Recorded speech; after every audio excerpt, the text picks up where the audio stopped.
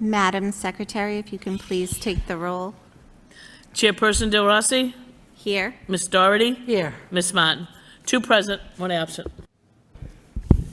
Okay, so we're meeting tonight as the Special Education Subcommittee meeting to discuss the role of the Special Education Parent Advisory Council in the identification, as well as the identification of students with special education needs in the process. Just to get a clearer view of what is happening in each of our schools when a student goes through this process. So Ms. Desmond, if you wouldn't mind explaining what we'll be hearing tonight. Thank you, Committee Member Del Rossi. Tonight we have the 2 assistant directors of the Special Education Department for Lowell Public Schools, Erin Upton and Dina Melly.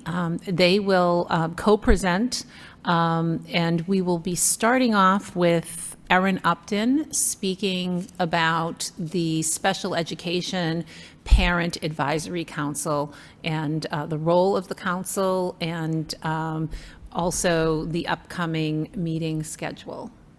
So I invite Erin Upton up to the podium to take us through the first couple of slides in the slide deck. Hi, thank you. So the Special Education Parent Advisory Council is an organization that all districts are required to have, and it is an organization that is run by parents of children with special education needs to establish communication with the school district. So they will hold monthly meetings and have speakers. They'll collaborate with the district to identify speakers on topics that they would like to have. There's an annual presentation of parents' rights that is required to be part of that as well.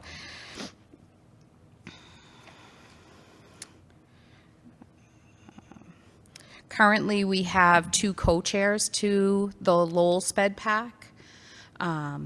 We have Natalie Ormansera and Linda Gignac.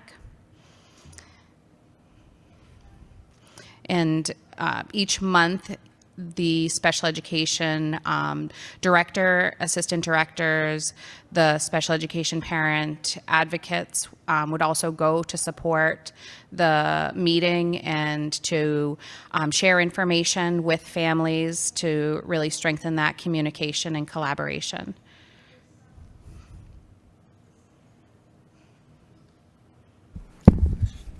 Thank you. We do have a couple of questions. Ms. Doherty, would you like to go first? Did you have questions? Sure, thank you. Thank you, and thank you for being here tonight. I think I met Natalie. She's one of the co-chairs, and it kind of prompted me to even put on a motion asking for a report about the SPED PAC, because while I know we are mandated to have one, I'm not sure that we really have an active, viable SPED PAC, and my understanding it's dwindled through the years, that we used to have way more members. Mm-hmm. So you mentioned that at the monthly meetings, somebody from the department, from Special Education Department here in Lowell will attend, either the director or the assistant director. And what was the other person you said, an advocate? The special education parent advocate. Okay. Yeah. So how many people come out at these monthly meetings? Like, what is the turnout of parents that are involved? So I've been with the district for 2 years, and it is my understanding that that attendance has varied throughout the years and has been bigger at times and is currently a small SPED PAC. There are typically maybe 3 or 4 parents who attend. Okay. So that you had one in March, right? Yes. That was the last, because the next one's tomorrow night. The next one's tomorrow night. Yes. I can't go. But so you had about 3 parents at the March meeting, or 4 parents? Yes. The March meeting, actually, we had a few more parents because there was a presentation. Some representatives came to present from DESE on the tiered focus monitoring process and the parent surveys that they had sent out, and to explain the process that the district was going through this year with tiered focus monitoring. And so they gave a presentation. So that was attended by a few more parents. And we had interpreters at that meeting as well. We had interpretation available in Spanish, Khmer, and Portuguese. So about how many students are in our, get special education services? I mean, I think we're at like 12%? There are currently just over 3,000 students who receive special education services throughout the district. And that includes students who are in our schools in district, as well as in the day school programs and out of district. So that's 3,000 students, and we're lucky if we get 5 parents, right? Yes. And this is not to point blame at anybody. I know from my years of being on the citywide parent council before I ran for school committee, it's difficult. Parents are busy, they're overstressed, and especially after the pandemic. I mean, but I'm looking for ways to really, I believe that when DESE came up with that mandate that every district has a sped pack, it wasn't to just get 3 parents Correct. in a room. Yes. It was to really empower parents and inform them and engage them about special education services so they could advocate for their students. Yes. So I'm interested first in what we are currently doing to try to support and encourage parents to get involved in the sped pack, and, you know, kind of look at what we're doing as a district because obviously parents are going to come out and be involved if they feel like they're being heard, if they feel like it matters, right? But to maybe hear a little bit about what we try to do, and so we can think about maybe there are other ways that we can reach out to our families and parents and get them involved. So to encourage families to attend and participate, there is a monthly SMORE that is sent out to principals for principals to include in their newsletter to the parents at the school. We also post on Facebook on the there's a sped pack Facebook page, but we also post on the special education Facebook page that a lot of parents do follow. So those are 2 ways that we try to get communication out there. And what is the role of the sped pack? Like, I mean, obviously you don't have parents who are specifically talking about their student, because that would be from their school. It's a school-based IEP kind of meeting. So what is the district-wide sped pack's purpose? So they are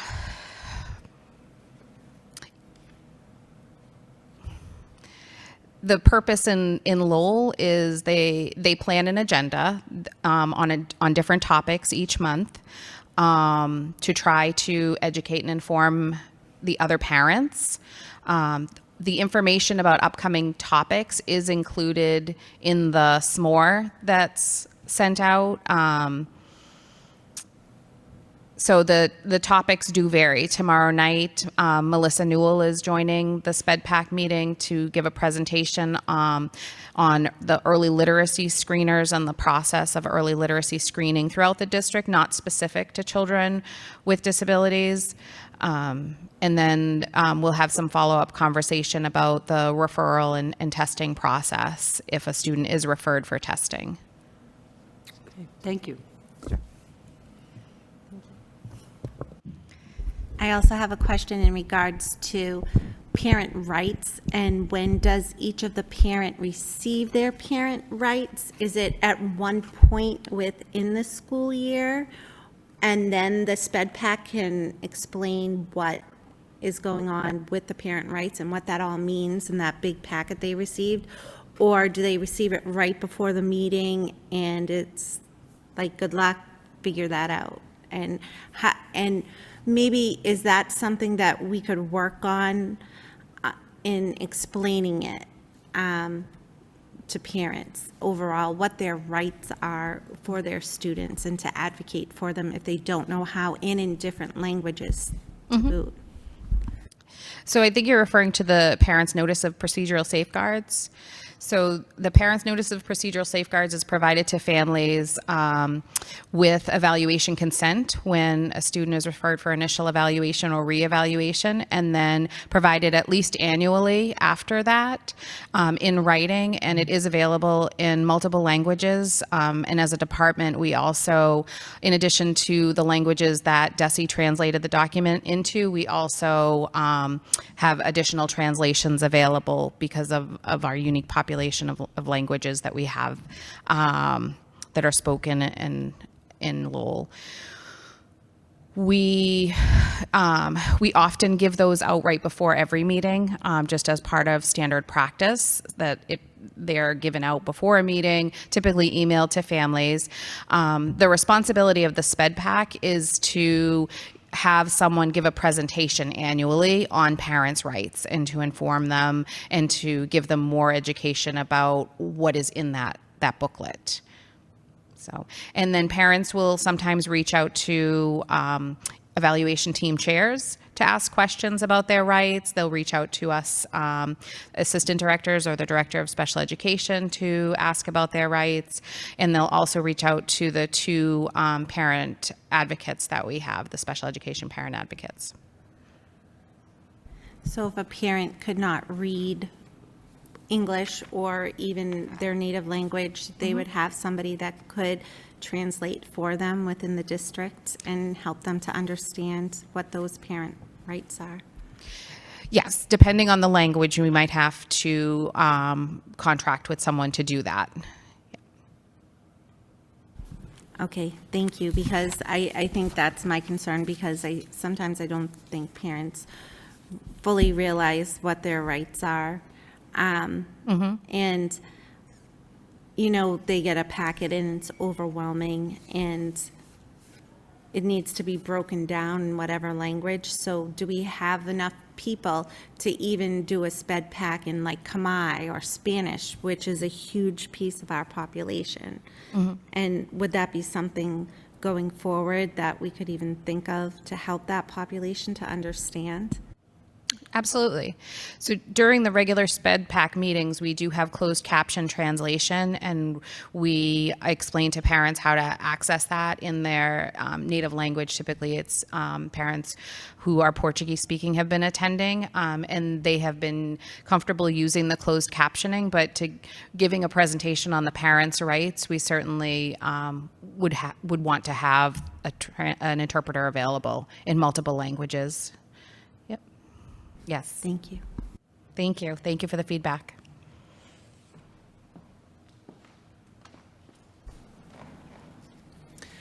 The next portion of the, on page 3 of the presentation, there is the upcoming Special Education Advisory Council. Again, this council is a parent council that, is responsible for educating other parents on the topic. So we will support them in any way, but it is driven by the parent council. It is not driven by our department, just to be clear on that piece of it.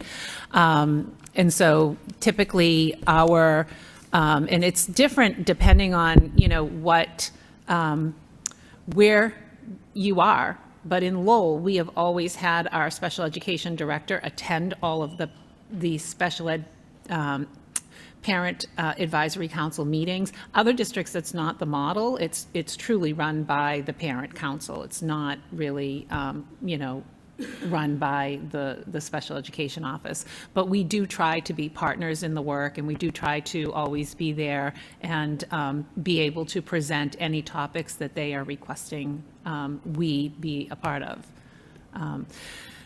The next portion of the presentation is, oh, I'm sorry, go ahead. Sorry, you just made me think of something when you mentioned, and I think it is good that the director or an assistant director attends the parent meetings, definitely to have somebody there from the administration. But that made me think of, with the current position, the director position, did we have the SPED PAC represented and participating in the interviews and all that?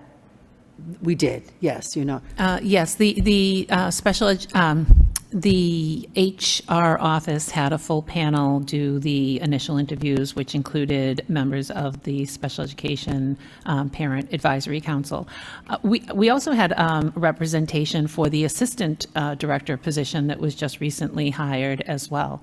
So we do try to have someone from that organization come to the table for the interviews of all of the upper administrative positions for special education. Excellent, thank you. And then finally, on the director position, have we somebody in mind that we will be meeting? Because I think that the director of special education is one of those positions that the school committee weighs in on.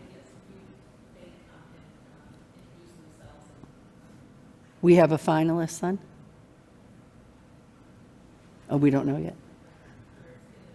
You're still in the process. Okay, got it. Thank you. No, I was just going to say, I know it can be very difficult, especially in Lowell, but I feel like we do have two very solid special education directors, assistant special education directors who've known the district for a long time that will assure that we will be more than okay through this time, I feel like. So I'm going to move into the screening and the early literacy screening regulations that have recently come up. So we're going to transition into the identification portion of the agenda, if that's okay. So early literacy screening has been occurring all this year, and it is primarily due to a new regulation that was passed through the Department of Elementary and Secondary Education and became effective July 1st. And so the regulation requires districts across the state to assess each student's reading ability from kindergarten through at least third grade 2 times per year. So that is something we have always done, but now we're formally following the protocols that the state has required, which is notification of families, which has not been part of our protocol before. So the regulation, again, was effective July 1, 2023 across the Commonwealth, where each school district must at least twice per year assess each student's reading ability and progress in literacy skills. And this became a general law based on the concerns that the department was hearing from families and caregivers around dyslexia and identifying that early on. So the regulation for early literacy screening is on slide 4. And then on slide 5 is how we are addressing those regulations. So currently, every student, grades kindergarten through third grade, are being assessed twice a year using a Department of Ed approved early literacy screening instrument. The one that we use is Dibble's M-Class, and we actually began this process because we knew that this regulation was coming. We started this about 3 years ago. And so what's different now is that we are sending home notification to families of students who fall well below, as determined by the assessment instrument, the relevant benchmarks for early literacy.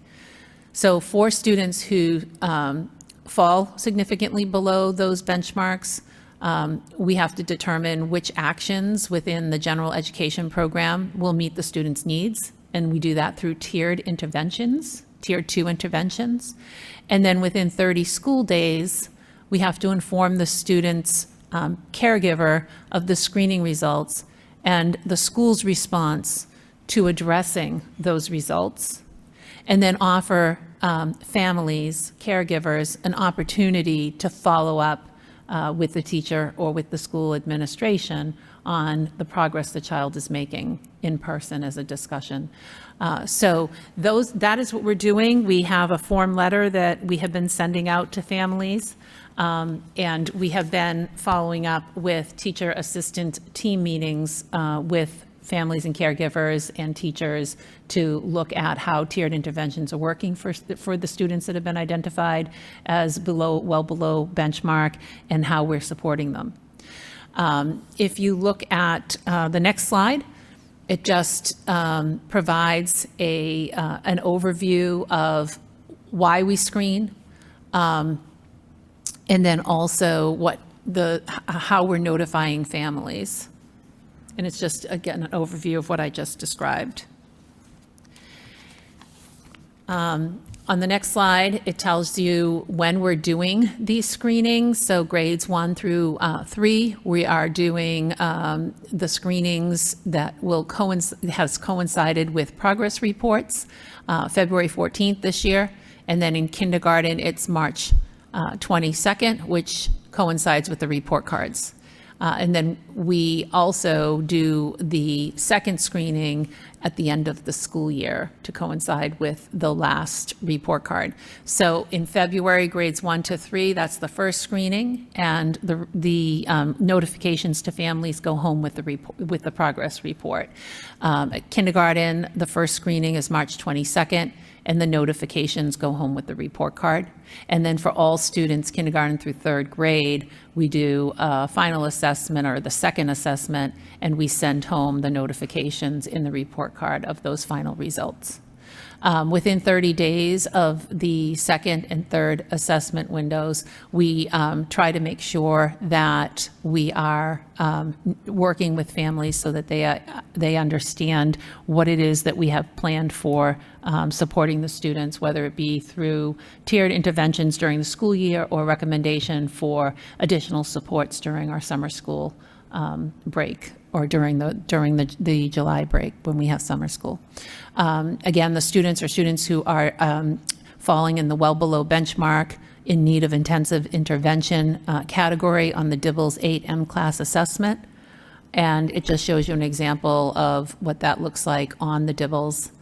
And then we send paper copies via mail, translated, if the family has identified that there is a need for a different language other than English. And so that's sort of the process that we are following this year. And then what the results are is, we tried the tiered interventions, and on the next slide you'll see there's many tiered interventions that we're using currently. And we also have a teacher assistance team meeting, or a TAT, with the caregiver and the teacher and some other administrators at the building level, depending on what we're seeing as a result of the interventions. And we look to see if additional interventions should be utilized, and we track the progress. If it is determined after 3 TAT meetings and progress monitoring over time of tiered interventions that we're not seeing progress, then a child would be potentially referred for special education. And Dina Melli is here to speak to the process that occurs when a child is referred for special education evaluation. Good evening. So my name is Dina Melli. I'm the newly hired Assistant Director of Special Education. So I stand before you today as a new member of the Special Education Administration. Thank you for having me. So in your packet, there's information regarding the special education identification. The evaluation process and eligibility determination is really based on a referral question. So if we are going to follow along with Ms. Desmond's information regarding reading, let's say children have gone through a series of tiered interventions, and so now they come to the referral process. And really the question being, we're looking at an area of suspected disability. So if there's a continued reading issue and the team is thinking, after all these interventions, we are suspecting a reading disability, which essentially we're suspecting a specific learning disability. So that's the category, the educational disability category is called specific learning disability. Parents will come forward and ask questions about, does my child have dyslexia?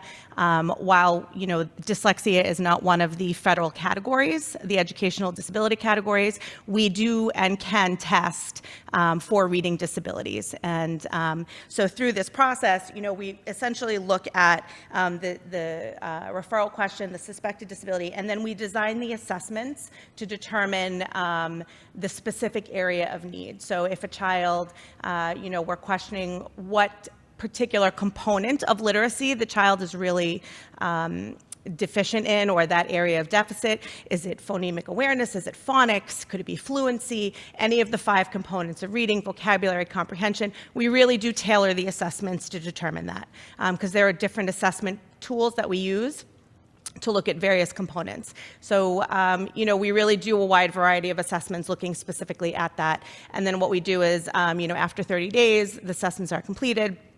We come together and we sit down in an IEP meeting and we determine eligibility. And so we look at all the information, we take all the TAT information, all the information about the tiered assessments, everything that the school has provided and done for the child up until the referral process. We look at all the assessment information that we've gathered ourselves, and we gather everybody around the table, and we look at the student learning profile. And then we look to see if, in this particular case, if we're suspecting a specific learning disability in the area of reading, if that is present based on the assessment data. So we say, is there a suspected disability, identified disability? Yes, there is. And then we ask, well, is the child making effective progress? And if the answer is no, we then further say, is it because of this disability? And if that answer is yes, the child is eligible for special education services. And then we write an IEP that is really based on that child's strengths and deficits and needs, or their weaknesses, everything that we've determined through the assessments and through the classroom. And we generate an IEP that is really tailored for that specific question that we had initially for the child. And then it lays out the services and the goal areas and the things that the child needs to learn in order to make effective progress for us to move that needle for that child. So.